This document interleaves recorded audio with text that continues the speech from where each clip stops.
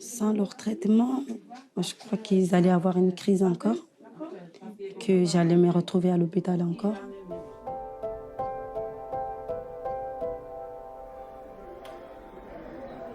La drépanocytose, c'est une maladie héréditaire du globule rouge, c'est-à-dire que les enfants naissent avec la drépanocytose et elle se manifeste par trois conséquences principales. Un manque de globules rouges, une sensibilité particulière à certaines infections qui peuvent être extrêmement graves, voire mortelles si on ne prend pas les mesures préventives suffisantes.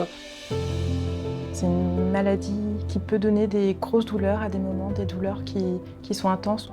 Ils criaient, on venait, on donnait des calmants, ça reprend une demi-heure après.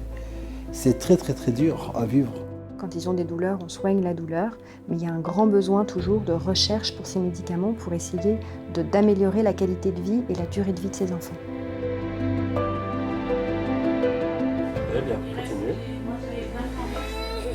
Depuis 15-20 ans, dans les pays développés, les enfants à la naissance sont diagnostiqués drépanocytaires, ce qui permet de prendre des mesures préventives, ce qui fait que la quasi-totalité, plus de 99% des enfants drépanocytaires qui naissent dans les pays développés, atteignent l'âge adulte et ont une espérance de vie qui ne cesse d'augmenter. Il y a des drépanocytaires qui vont à la mer, qui vont en classe verte, qui vont en classe de neige. Mais moi, si vous me demandez comme docteur si c'est possible, ma réponse est oui.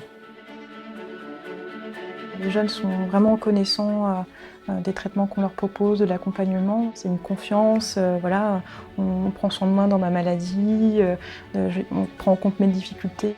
C'est vraiment une amélioration que moi j'ai trouvée à mon fils. Et quand on sort à l'hôpital, je suis trop heureuse de le voir. En arrivant, des fois, ils n'arrivent même pas à marcher. Et au retour, on le voit, ils ont le sourire, c'est magnifique. Hein. On remercie tous ceux qui sont derrière dans ces projets. Vraiment, on leur remercie beaucoup.